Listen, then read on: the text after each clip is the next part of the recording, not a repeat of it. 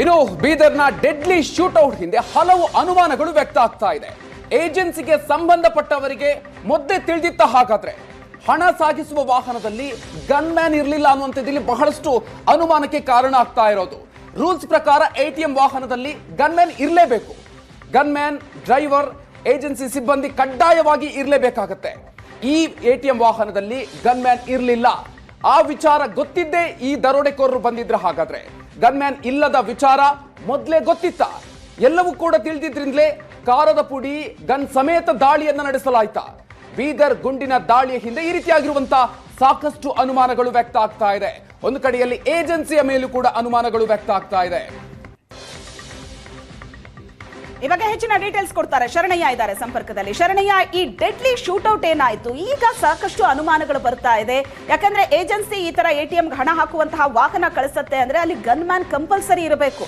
ಇಂತಿಷ್ಟು ಹಣ ಇದ್ರೆ ಇಂತಿಷ್ಟು ಸಿಬ್ಬಂದಿ ಇರಬೇಕು ಅಂತಲೂ ಇರುತ್ತೆ. ಇಷ್ಟೆಲ್ಲ ರೂಲ್ಸ್ ಇದ್ರು ಏಜೆನ್ಸಿ ಯಾಕೆ ಇಲ್ಲಿ ಹಾಗಾದ್ರೆ ಇದನ್ನ ಫಾಲೋ ಅಪ್ ಮಾಡಿಲ್ಲ? ಈ ವಿಷಯ ಹಾಗಾದ್ರೆ ಮೊದಲೇ ಗೊತ್ತಿತ್ತಾ? ರೆಡಿಯಾಗಿ ಬಂದ್ರ ಹಾಗಾದ್ರೆ ದರೋಡೆಕೋರರು?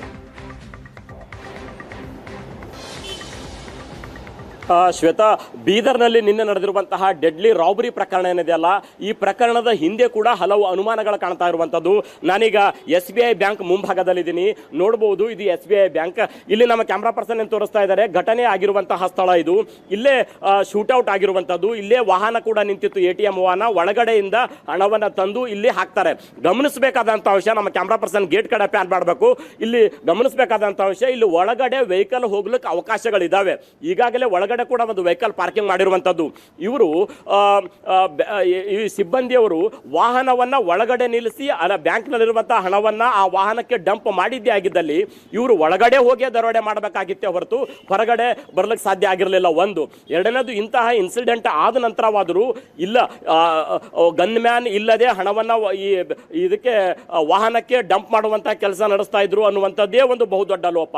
ಅದು ಅಲ್ಲದೆ ಆ ಬ್ಯಾಂಕ್ನಲ್ಲಾದರೂ ಗನ್ ಮ್ಯಾನ್ಗಳು ಇರಲೇಬೇಕು.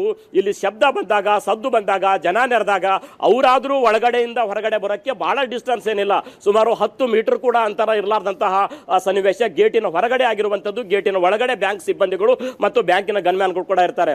ಯಾರೊಬ್ರು ಬಂದಿಲ್ಲ ಅನ್ನುವಂಥದ್ದು. ಮೂರನೇದಾಗಿ, ಆಲ್ರೆಡಿ ಇವರಿಗೆ ಮಾಹಿತಿ ಇತ್ತ, ಎಕ್ಸಾಕ್ಟ್ ಆಗಿ ಇಷ್ಟು ಗಂಟೆಗೆ ಇಲ್ಲಿ ಹಣವನ್ನು ತೆಗೆದುಕೊಂಡು ಹೋಗ್ತಾರೆ, ಈ ಬಾರಿ ಗನ್ಮ್ಯಾನ್ ಇಲ್ಲ, ಇವೆಲ್ಲವೂ ಕೂಡ ಅವರಿಗೆ ಮಾಹಿತಿ ಇತ್ತ ಅನ್ನುವಂಥದ್ದು ಕೂಡ ಕಾರಣ ಆಗ್ತಾ ಇದೆ. ಒಂದ್ ಕಡೆ ಹೇಳೋದಾದ್ರೆ ಏಜೆನ್ಸಿಯವರ ನಿರ್ಲಕ್ಷ್ಯತೆ ಅಥವಾ ವೈಫಲ್ಯ ಕೂಡ ಕಾಣ್ತಾ ಇರುವಂತದ್ದು.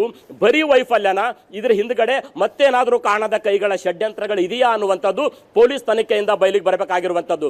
ಒಟ್ಟಾರೆ ಈ ಇನ್ಸಿಡೆಂಟ್ ನಲ್ಲಿ ಒಂದ್ ಕಡೆ ಬ್ಯಾಂಕ್ ಸಿಬ್ಬಂದಿಗಳು ಅಥವಾ ಏಜೆನ್ಸಿಯವರ ವೈಫಲ್ಯ ಬಹುದೊಡ್ಡದಾಗಿ ಕಾಣ್ತಾ ಇದ್ರೆ, ಇನ್ನೊಂದ್ ಕಡೆ ನೂರಾರು ಜನರ ಸಮ್ಮುಖದಲ್ಲಿ ಇಂಥ ಇನ್ಸಿಡೆಂಟ್ ಆಗಿರುವಂತದ್ದು. ಒಬ್ಬ ವ್ಯಕ್ತಿ ಕೂಡ ಸಾಹಸ ಮಾಡಿ ಅವರನ್ನ ತಡೆಯೋದಕ್ಕೆ ಪ್ರಯತ್ನ ಪಟ್ಟಿಲ್ಲ ಅನ್ನುವಂಥದ್ದು ಕೂಡ ಜನರ ವೈಫಲ್ಯ ಅಲ್ಲಿ ಅದು ಕಾಣ್ತಾ ಇರುವಂತದ್ದು. Yes, thank you, Sharanaya. Nimala details.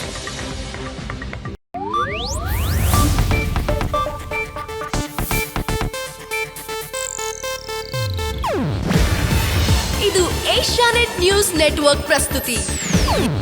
ನೀವು ನೋಡ್ತಿದ್ದೀರಾ ಏಷ್ಯಾನೆಟ್ ಸುವರ್ಣ ನ್ಯೂಸ್.